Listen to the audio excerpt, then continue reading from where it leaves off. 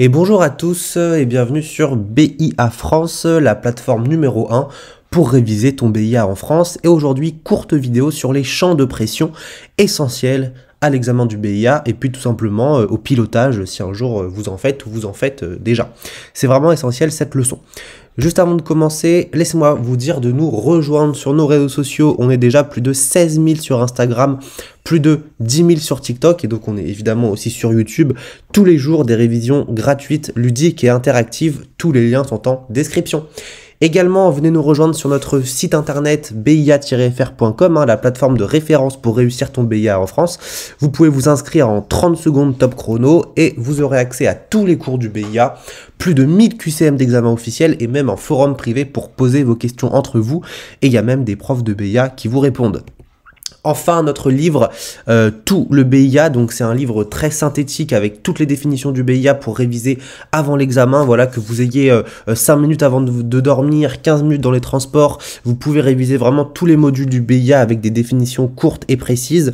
Il a été numéro 1 des ventes plusieurs fois, disponible sur Amazon, lien en description, et il est top 3 des articles les plus offerts, donc beaucoup d'élèves du BIA se le procurent, donc n'hésitez pas, le lien est en description. La leçon commence. La pression atmosphérique, la pression au niveau de la mer, comme on l'a vu dans l'atmosphère standard, est de 1013,25 hectopascal. Mais ça, c'est la pression, on va dire, standard, théorique, au niveau de la mer. Mais en réalité, dans les faits, la pression au niveau de la mer n'est pas toujours de 1013,25, elle varie, et elle est en lien avec les conditions météorologiques. La pression au niveau de la mer va varier, tout simplement. Dans nos régions, donc en France, la pression peut varier entre 950 hectopascales pour les basses pressions et 1050 hectopascales pour les hautes pressions. Ces différences de pression, elles sont représentées par ce qu'on appelle un champ de pression qui est obtenu en reliant les lignes d'égale pression appelées isobars sur une carte de surface. Alors ça fait beaucoup de nouveaux mots, mais restez bien jusqu'à la fin de la vidéo, je vais vous montrer des illustrations, ça va être beaucoup plus clair. Le champ de pression en surface est représenté avec une carte des isobars, ou carte de surface, composée de plusieurs zones à connaître. Donc la carte des isobars, c'est vraiment une carte qui va relier tous les champs de pression. C'est parti, donc là vous avez une carte des isobars, ou une carte de surface, comme vous voulez. Cette carte, en fait, ça va représenter par exemple la France, et donc on voit que sur toute la France, les pressions ne sont pas les mêmes partout. Par exemple, là on va avoir une pression qui est basse, là on va avoir une pression qui est plutôt haute, là on va avoir une pression qui varie très peu. Et en fait, toutes ces pressions, il faut savoir qu'il y a plusieurs zones, et comme les pressions vont varier, on va donner des noms différents aux différentes zones de pression. Par exemple, une zone avec une pression qui est basse, donc 995 hectopascal par exemple, on va appeler ça une dépression. Une zone avec une pression qui est haute, donc 1025 hectopascal par exemple, on va appeler ça un anticyclone. Une zone avec une pression qui varie très peu sur énormément de kilomètres, par exemple sur une région entière où c'est la même pression, on appelle ça un marais barométrique. Donc il y a beaucoup de zones à connaître et on va les voir ensemble. Là, les deux premières zones hyper importantes pour le BIA, c'est obligatoire, c'est la dépression et l'anticyclone. Une dépression, ou une zone dépressionnaire, c'est une zone de basse pression, inférieure à 1013 hectopascal. La pression est de plus en plus faible vers le centre, le temps y est mauvais, pluvieux, couvert et avec du vent fort. Donc voilà, ça faut le savoir, quand il y a une dépression, ça veut dire que la pression est basse et que le temps est mauvais. Ensuite, on a son contraire, l'anticyclone, qui est une zone de haute pression, donc supérieure à 1013 hectopascal. La pression est de plus en plus élevée vers le centre, le temps y est beau, sec et ensoleillé. Donc un anticyclone, c'est une haute pression et un beau temps. Donc si on regarde sur cette carte des isobars, donc on a une dépression, donc mauvais temps, et des pressions qui vont de plus en plus faibles vers le centre, et l'anticyclone ou zone anticyclonique, donc des hautes pressions, de plus en plus hautes vers le centre, et un beau temps. Voilà. Il n'y a pas que ça. Il y en a d'autres des zones à connaître pour le BIA.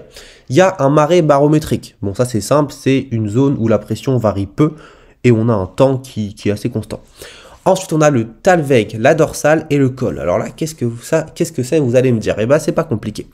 Le talweg, c'est un axe de basse pression qui s'étend à partir d'une dépression et le temps y est mauvais. Si on revient sur notre schéma, on regarde la dépression, et là, en fait, ce que vous voyez, c'est le talweg. Donc, c'est cette zone de basse pression qui va s'étendre à partir de la dépression, et le temps y est mauvais. C'est la continuité de la dépression, si vous voulez. La dorsale, c'est l'inverse, mais pour l'anticyclone, c'est un axe de haute pression qui s'étend à partir d'un anticyclone et le temps y est beau et sec. Regardez, on va aller voir sur le petit schéma. Donc là, on a la dorsale qui s'étend depuis l'anticyclone, le temps y est beau et sec. Voilà. Ensuite, on va avoir le col barométrique qui est une zone située entre deux dépressions et deux anticyclones.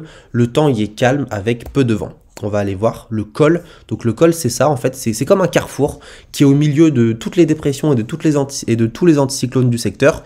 Le temps y est généralement assez calme. Donc vous voyez, c'est pas compliqué. Il faut vraiment apprendre ces zones pour le BIA et après il y aura plus de secret pour vous pour l'examen. Ce qu'on peut voir aussi maintenant, c'est que là, voilà, vous avez une carte des isobars, une carte de surface au niveau de l'Europe, hein, et avec une bonne partie de l'océan. Vous voyez toutes ces lignes là, vous avez marqué 1010, 985, 1015 ici, et bien ça, voilà, ce sont des isobars. Donc ce sont des lignes qui relient les champs d'égale pression. Et ce terme de isobar, il faut bien le retenir pour le BIA puisqu'il tombe souvent à l'examen. Maintenant que ce petit cours sur les champs de pression est terminé, toujours, vous connaissez le petit quiz, donc répondez bien en commentaire. Première question. Une dépression, est-ce qu'elle est associée à une pression basse ou à une pression haute? Répondez-moi en commentaire. 2. Comment appelle-t-on les lignes d'égale pression sur une carte de surface? Bon, là, j'ai fait que le répéter. Vous êtes obligé de le savoir. Et enfin, qu'est-ce qu'un marais barométrique?